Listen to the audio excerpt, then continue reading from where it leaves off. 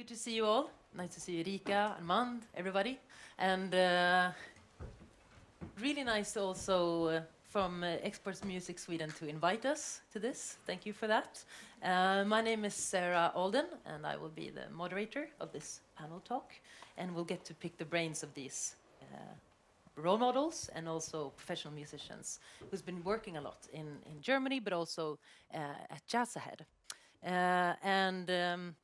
Yeah, I'm Sara Aldén. I'm a jazz vocalist and a gender scientist, and I've also attended Jazzahead and been walking in these people's footsteps, sort of.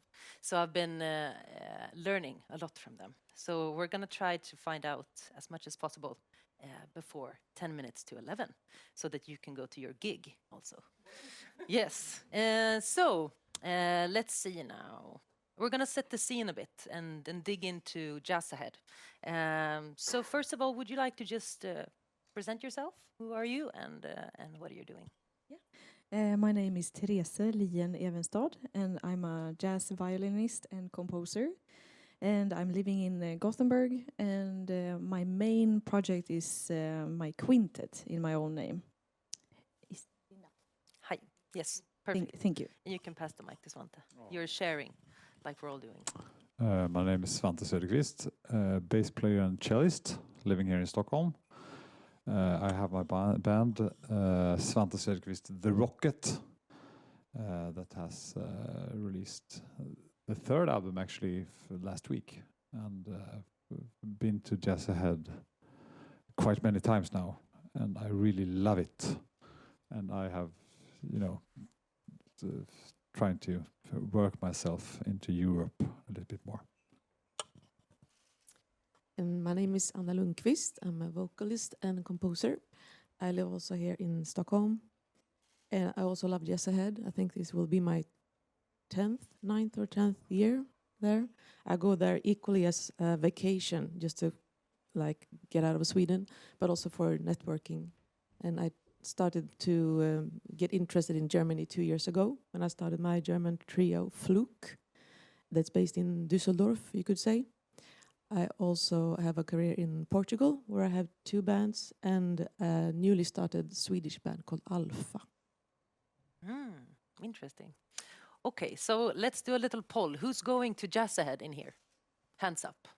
Okay, and who's going for the first time? Some people. Okay, so we're gonna, from that knowledge, we're gonna try and find a good spot of speaking from both first-time perspective, but also a little bit about being there for the 10th time. And also feel free to dig in, like if you want to say something or need mascara, we'll do that.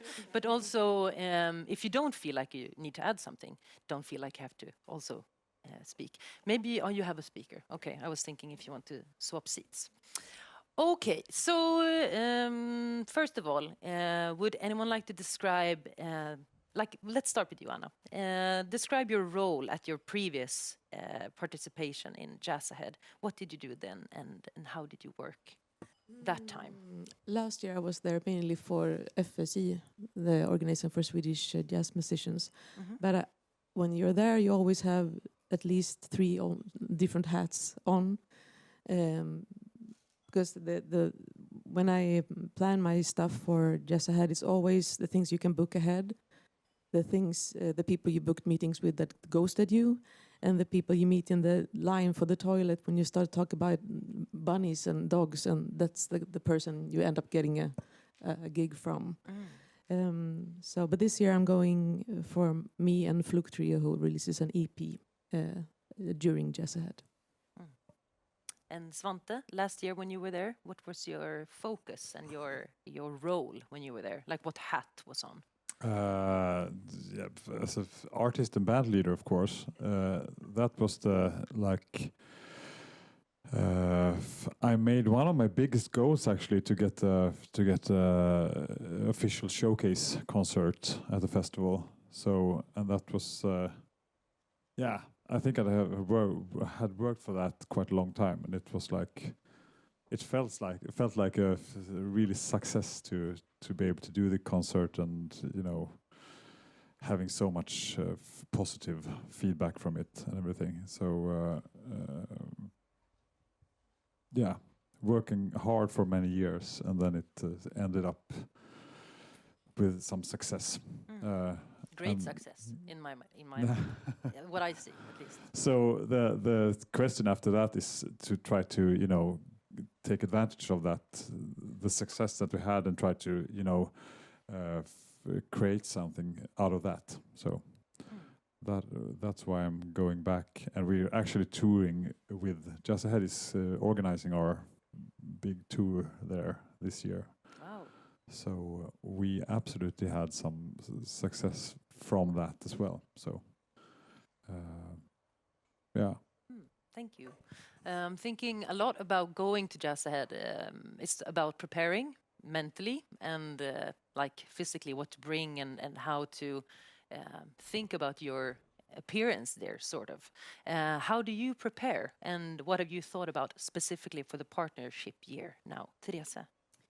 Yeah, well, how I usually prepare is first mentally. You have to decide what you want, what outcome you want of the expo.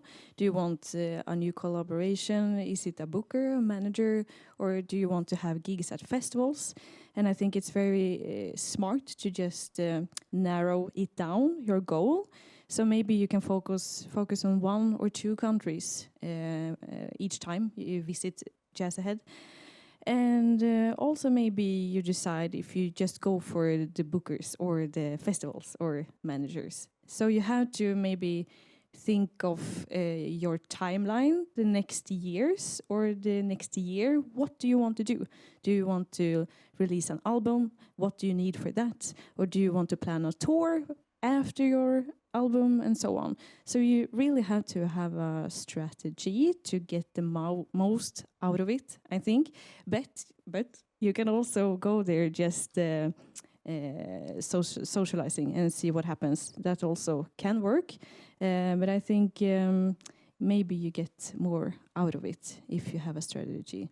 And then it's very nice to have what do you say, merch, also visit cards and flyers and any way of the people to get in contact with you. And it's also very nice to go through the attendee list before you go to Jazzhead, and maybe you can just search for like press or media if you want to get in contact with the radio stations or podcasts, if you want to, get your album out in other countries, or you can search for maybe management if you want a booker or a manager and so on. Because my experience is that bookers don't have the label booker, because then they got all eaten up by everyone. So quite often they are not on the list as well. So they are a bit hidden. They're hiding. Are you That's on the good list? to know. Yeah, so they are a bit hidden. I am on the list, but I've been swamped with emails. I'm the only one from our team that has registered yet, so I am on the participant list. The others just go with like a day pass. Like that's a lot of people, like because we're so close to Bremen, they only go for a day or 2, not for the full thing. So so all of my colleagues, they won't register. So that's why, just the last few days, I was like, do you get that many emails as well? And they're like, no, we're not registered, so nope. So I do end up getting a lot of emails, but I will also go through the whole list usually. That's what I usually, like every conference I go to, I look at the list, who's coming, I marker the ones I definitely would love to meet, and I'll just continue really quickly. I usually, the first conferences I went to when I just started, and you can get a little lost and overwhelmed at these big places. I tried to set up as many meetings as I could, because sometimes you get ghosted, the meeting won't happen, or people are too late and then the meeting won't happen. So I tried to book as many meetings as possible. And then one year I didn't have time to book meetings, and I just tried the strategy to only write down the names of people I want to meet, I definitely want to catch up with. But my schedule was completely free, so I was flexible of, whenever I ran into someone, or whenever, they had a meeting that was running too late and they skipped the next one, I just jumped in. So that actually worked much better than I expected. It was because I didn't have time to prepare, so it was not an ideal scenario at first, but the outcome was really good too. I managed to pretty much at least catch up with every single person. But of course, it's a little different if if you set a proper meeting, it has a different, vibe than just running into someone catching up. So now I go like 50-50. I have my list of people I definitely want to meet, and with like the most important ones of the outcome that I would like to reach, I try to set meetings. And with the others, I just try to catch up. And I don't know if, you've been, whenever there's a huge pile of people around one of the booths, it means there's alcohol or snacks. So that's Like just how it flies. works.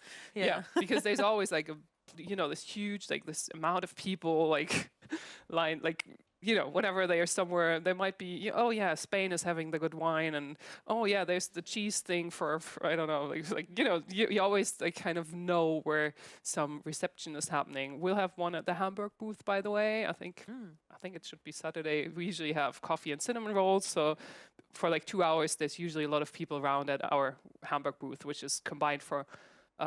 It's for the Elbphilharmonie, for Elb Jazz, for Carsten Janke, and for all the other Hamburg companies. So we only, we used to have our own booth, but we got completely, run over by people. So we decided to just join the Hamburg one, so we can hide a little. But we're still there, and you know where to find us. So yeah, That's great to know. And also I'm thinking, we usually have Nordic at noon, right? On Friday at 1, is it 12? 12 o'clock. So you can sign that in your calendar to come to the Swedish booth at 12 o'clock on Friday to do the same thing, the flies with the food and the stuff. Okay, great. So, and how, sorry, you were saying? So just if I have two advices, so it's to make up your mind, what's your goal? So find out your goal with your visit. And the second is to just prepare for being curious on people. So you just ask around, because then it's easier to get contact, and they will be curious of you if you start asking questions and not just starting selling and throwing your CDs on them. So curious and your goal. Thank you. And how do you prepare, Anna, when you go to Jazzhead? What's your mindset and your focus? Well, it's actually copy-paste on Copy-paste. Terese. Great minds, okay. No, but I mean, yeah, it's even if it's a small fair, it's easy to get overwhelmed because there's so much things you want to do, and but the best way is to, what you also said, Ina, with thinking long term, and have a 5-year goal, 10-year goal, and have maybe only one goal for the fair, because that work will be so much more focused and have a higher quality than just chasing around. And I'd say the first time for the beginners, the first year is zero. That's no year. That second year, that's when you know what you want to do there, actually. So if you're going there for the first time, it's good to just browse and get to feel, this is Jazzahead and listen. But I'm a square person, so I like to prepare. I love to have the matched covers and business cards and merchandise with my clothes. I'm preparing my outfits a week before I go, so it matches my merchandise. Because I'm also an introvert. People don't know this, but I am. So it takes a lot of energy for me to be there. So I go like full on Jazzahead mode, and then I sleep for a week. But I really get into that when I'm prepared. That the cliche of when it's your turn, you have to be prepared. So when someone notices you, you have to have everything should be in check. But yes, like one task at a time, one country at a time. And that will also be easier for you to narrow it down when you go to the attendee list who you want to contact. Yeah, that's my best advice. So yeah. Thank you. And Svante, what activities do you prioritize when you go to Jazzhead? Is it panel discussions, or is it showcases or meetings?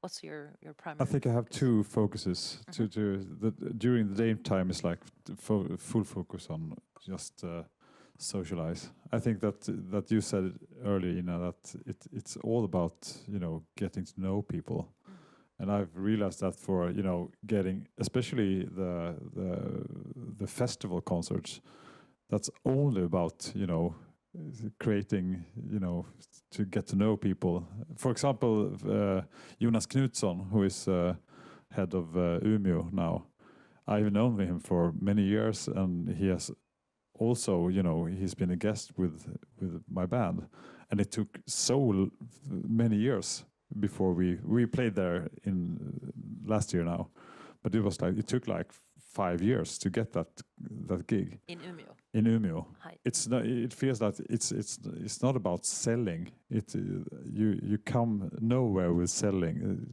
Try to book my band. They have to realize that for themselves. It's the same thing for me as I'm trying to be an inspiration, even living a bit more sustainable by biking. That's my thing with my band, biking with my bass and my cello, and try to go by train and everything. And I realized that the only way for people to make changes and do things is that they be inspired. If I make them interested in me through get to know people, they are interested in checking out my music. I can't make them. They get like 100 opportunities to. Good advice. Not selling by selling. I think Selling by so. not selling. For me, it's like I have for me, it's Jazzhaid. It's like one thing is that to be a part of the European jazz community. That feels like a really strong thing, actually. And to be really to be inspired by the scene in different parts of Europe. I think it's so interesting to go to see the showcases as well, to see just to be inspired in one way, and then also to learn about how is it in different regions, and also how I want to present my band. So getting to know people, and I have realized that during the years that makes the biggest difference. I think that I tried to prepare a lot the first year. I had an iPad with video content and everything, and I had this and that. Putting on headphones on people, trying to get them to listen. The worst kind. Yeah. Okay, that's good to know. And then from the second year, I think I have prepared quite little. Okay. Actually, but I have also realized that being really open when I'm there, it feels like the strongest thing, and also to remember who you talk to. That's important. To remember who you talk to, and then to maybe send an email afterwards, so that you keep that contact. Not only that you speak to them and get a good contact when you're there, but also remember each other. It's important when you meet so much people. Yeah, and also, Anna, please. And keep eye contact when you're speaking to someone. If because able, that's so important, because that happens a lot. When you're talking to someone and you see the eyes are like this while they're talking to you, that is not a good thing. So always be interested in the person, like you said. Be interested and keep eye contact. That is so important until the meeting is done, and then you shift your focus to the next person. Okay.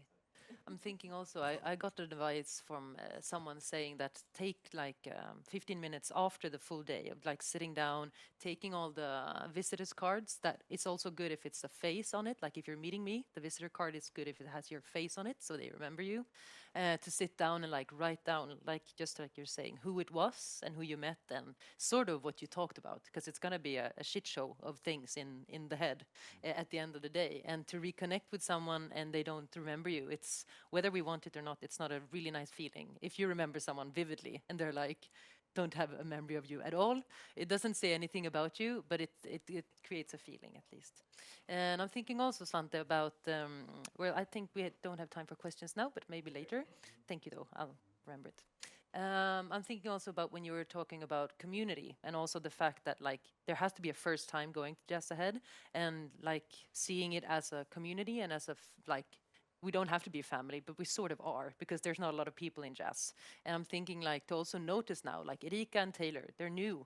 Like we need to take care of them when we come there, and like notice that, because it's a tough environment in many ways. So like take care of each other and the new ones, and to bring each other forward in that way. I think it's a really good way of staying sane in a place that's like a beehive in many ways, where you also should keep eye contact. I don't know how. Okay, but okay. So Terese, in what ways do you prepare now versus the first time? The first time I just went there and I didn't prepare, and now I do. And now you do. And now you do. Okay. Yeah, Big but difference. it's yeah. So I think it's very important to go through the attender list and book maybe 3 meetings. I think that's enough. Maybe 1 or 2 meetings each day. That's enough for me. But you do whatever you do want to do. Yeah, and also having a strategy that I know of. What do I want with my music and what's my plans? Yeah, I think so. And also planning the merge, as you said. So it's a bit how to say waking up some attention when you when they are how do you say it? It's like eye catching and Eye catching, yeah. So maybe you can put it in a bag or in a nice envelope or so on, because the people you meet will get a lot of merch. So if it stands out, it's a plus. Okay, thank you very much. I could do this for hours and then pick these brains of the professionals. But I'm thinking we're starting to sum up a little bit, and we'll see if we have time for questions. But I'm just wondering, quick, from all of you, starting with Ina.